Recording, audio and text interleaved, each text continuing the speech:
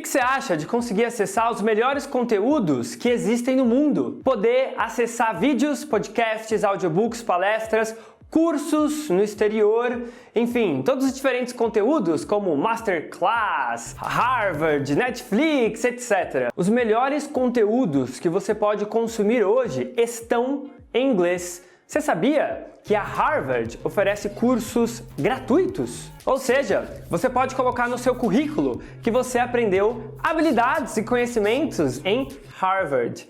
Seria bacana, né? Mas talvez você tenha um pequeno problema. Você não entende nada do inglês falado. Aí danou-se, porque você vai depender da legenda para entender. Infelizmente, a maioria dos bons conteúdos não estão legendados. Olha só esse vídeo aqui. Distribution of their applications is going to be through the App Store. If we're alerted to a malicious app that we didn't catch, we'll turn off the spigot so no more people download it. And so we're putting controls in place, some of which we're talking about here today, and others which we'll just keep to ourselves for now, to keep the iPhone a great experience for users. E aí, você entendeu alguma coisa além de iPhone?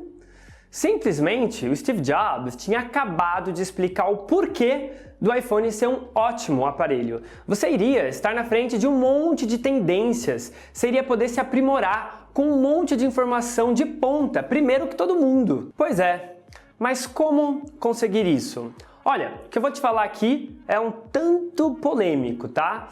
Mas eu posso provar para você. O motivo de você ainda não conseguir entender a língua inglesa quando alguém fala não se deve ao fato de você não ter estudado o suficiente. Eu até diria que você não precisa estudar. Eu sei que isso é polêmico, mas se você pensa que estudar é igual a ficar numa cadeira, sentado, ficar ouvindo um professor falar pra você um inglês que não existe na vida real, só aquele inglês de livro, ficar lendo frases básicas do inglês, ficar aprendendo verbo to be, present perfect, etc, etc. Não adianta mesmo estudar inglês dessa forma. E sabe por que isso não vai dar certo? Porque a língua, um idioma, não é uma coisa só. Cada língua tem basicamente duas línguas dentro dela, a da escrita e a da fala. Então não adianta você querer aprender o inglês pensando que é uma coisa só. Imagina que o inglês falado é uma bicicleta e o inglês escrito é, sei lá, um patins. Aí, o seu desejo é aprender a andar de bicicleta e eu te ensino a andar de patins. Você vai aprender a andar de bicicleta, sabe quando? Nunca. Aprender regras gramaticais pode realmente te ajudar muito no inglês, mas no inglês formal, no inglês da escrita. Caso você queira ser um escritor culto, caso você queira escrever e-mails formais ou então ler livros clássicos, mas se o seu problema é conseguir entender filmes, entender a fala dos nativos, sinto muito, não adianta estudar pela escrita. Você raramente vai conseguir ouvir o que está na escrita e nas regras gramaticais na audição. Na realidade, é diferente. Na fala espontânea é muito diferente do que está na escrita. Você acha que um falante fluente nativo de inglês vai dizer no cotidiano dele: What are you doing?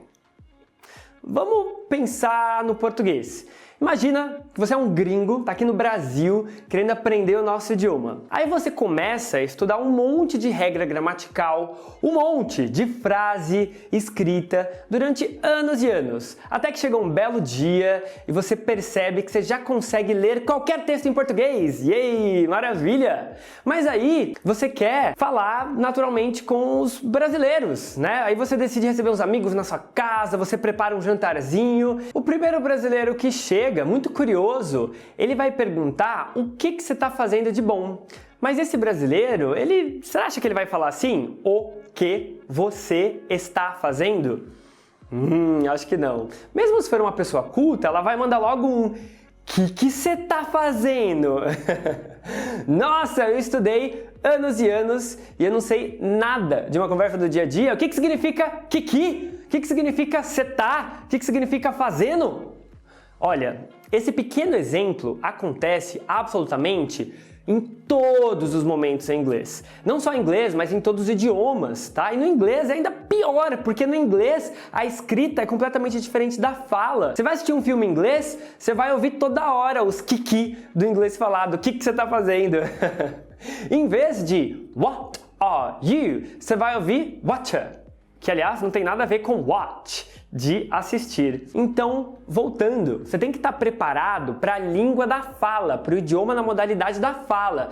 Você vai estar em uma reunião super formal de trabalho ou vendo num curso de inglês e mesmo assim você vai ouvir pessoas falando de um jeito que é totalmente diferente da gramática e da escrita. Não importa a situação, isso acontece com todo idioma. Pois é, a língua é complexa, tem a escrita e tem a fala, que são basicamente duas línguas diferentes dentro do mesmo idioma. E isso é algo que os maiores cientistas da língua dizem, não sou só eu. Então, não vale a pena você estudar inglês a partir da escrita, a partir de regras gramaticais. Na linguística, que é a ciência dos idiomas, tem uma área que é totalmente focada nisso, nos sons, a fonologia. É claro que você não precisa conhecer isso, né? A não ser que você queira dar aulas de inglês futuramente, aí sim. Mas se você só quer conseguir entender inglês falado e se comunicar, não tem jeito. O seu professor ou o método de ensino que você usa precisa ter uma base fonológica, ou seja, uma base de como os sons se organizam no idioma. Você está aprendendo a partir de um método fonológico?